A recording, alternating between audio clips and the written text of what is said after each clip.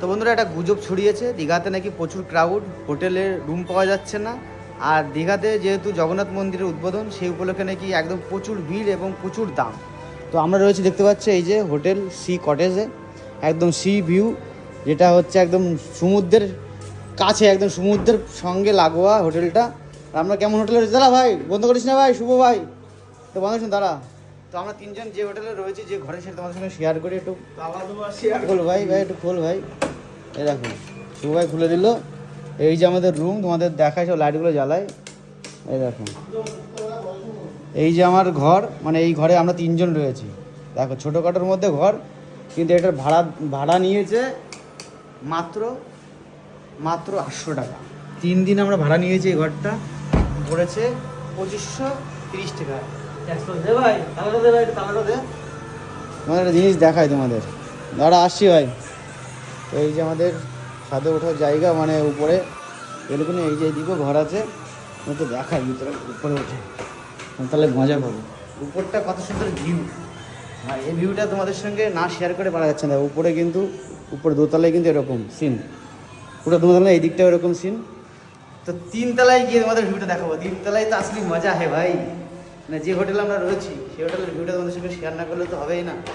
তো যেহেতু আমরা হোটেলে রয়েছি, তত শেয়ার করা দরকার। এই দেখ, ও ভাই, মানে 800 টাকা করে রুম এক এক দিনে। আমরা একটু পরিচিত, মানে বার্গেনিং করেছি, করে একটু কমিয়েছি। 900 টাকা চেয়েছিল। ভিউটা দেখো, দেখতে পাচ্ছ, মানে এই যে সি বিচ,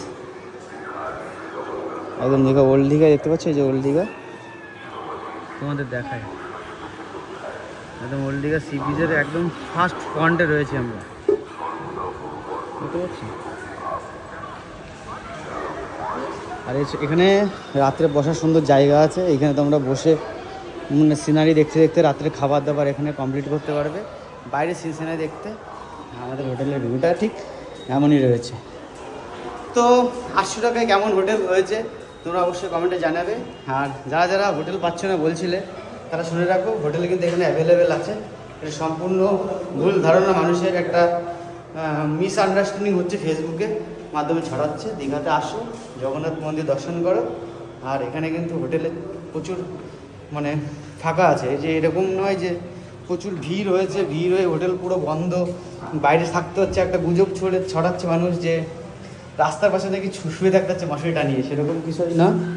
আমরা এই যে যাচ্ছি এবার ঘুরতে, নিচে সুযোগ দাঁড়িয়ে রয়েছে, সুযোগ মানে বাইরে বেরোবো, তাই তো। এখন কোথায় যাবো ভাই?